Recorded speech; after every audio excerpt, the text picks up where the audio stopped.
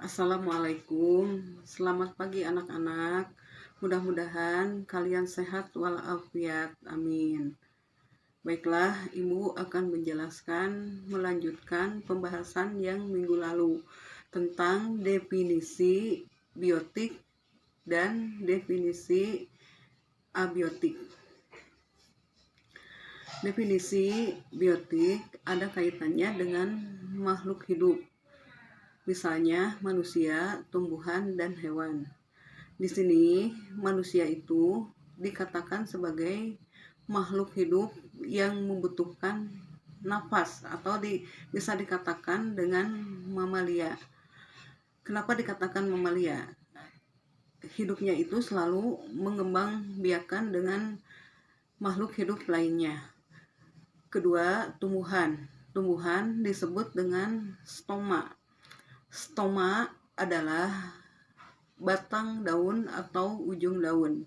Stoma dibagi menjadi dua bagian, yaitu satu, membutuhkan oksigen, yang kedua, menghasilkan alkohol.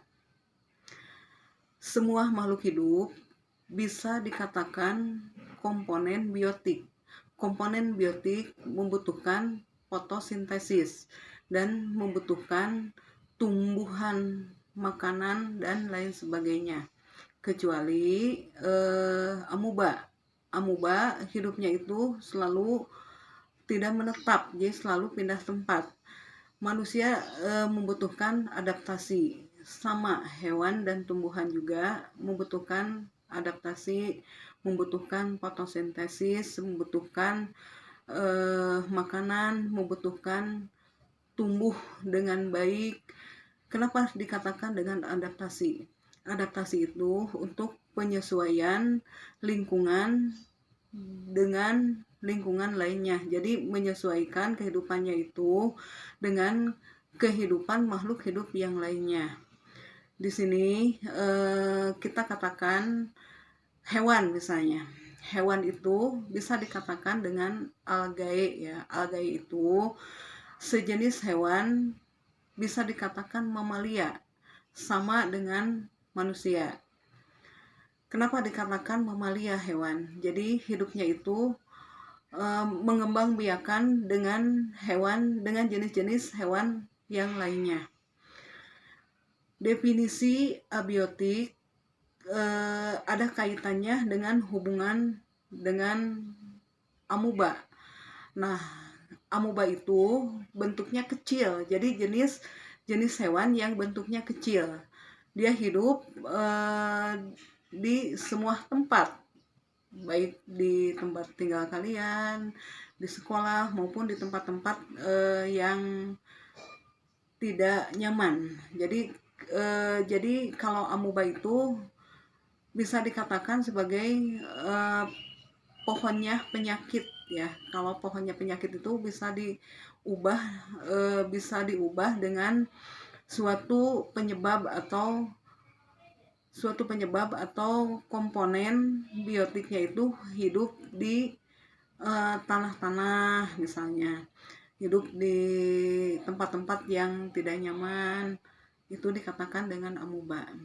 Amuba itu sejenis makhluk hidup yang kecil yang hinggap misalnya di tubuh manusia.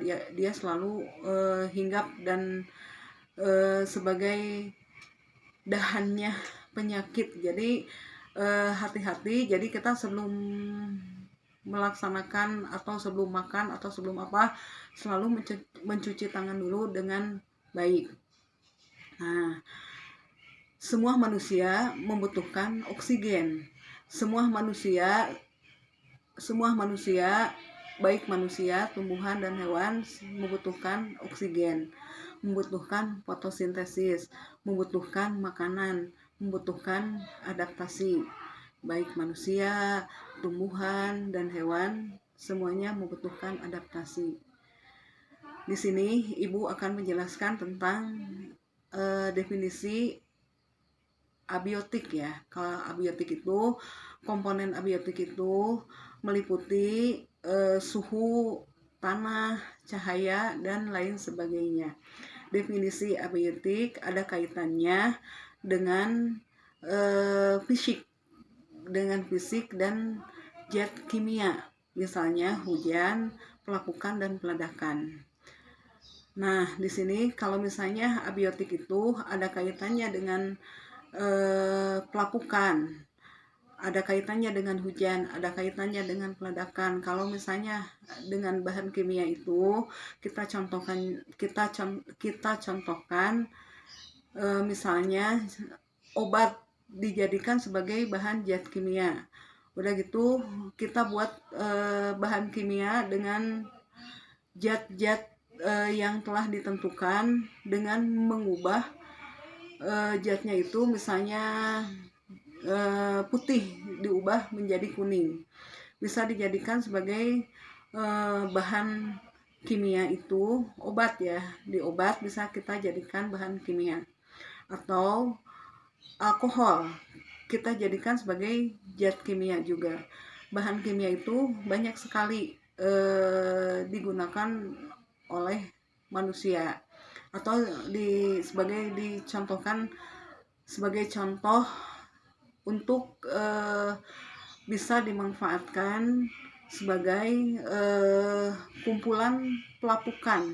Jadi pelapukan bahan kimia itu bisa dijadikan sebagai bahan obat yang telah dijadikan zat kimia. Jadi zat kimia itu bisa mengubah-ubah, tidak menetap.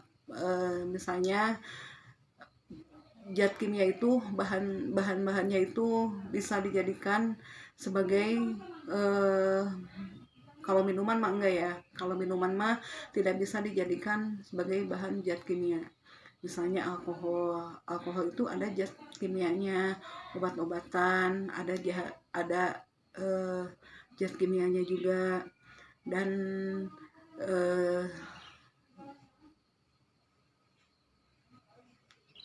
lain sebagainya.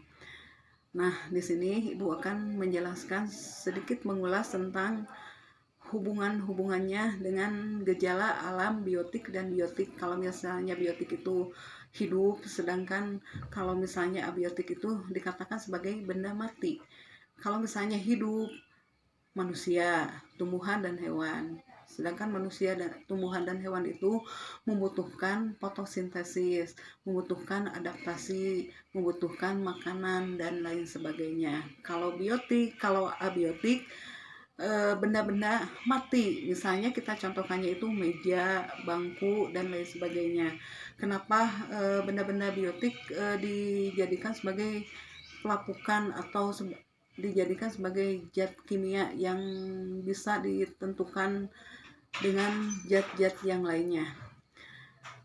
Nah, bahan-bahan kimia itu bisa disebut dengan abiotik. Jadi gejala alam abiotik itu ada kaitannya dengan fisik dan kimia. Kenapa dikatakan ada fisik dan kimia? Kalau fisik itu sebagai pengubah. Kalau misalnya kimia, pengubahan zat ke zat yang lainnya. Misalnya tadi udah Ibu contohkan.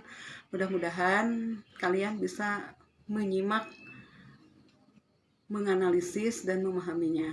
Apa yang Ibu katakan, apa yang Ibu jelaskan ke kalian, mudah-mudahan kalian tulis dengan baik, simak dengan baik, catat dengan baik. Insya Allah kalian bisa semua. Mudah-mudahan kalian tulis di buku IPA ya. Nanti kalian kumpulkan di sekolah. Jadi kalian kumpulkan semua kalau udah selesai penjelasannya, mulai awal sampai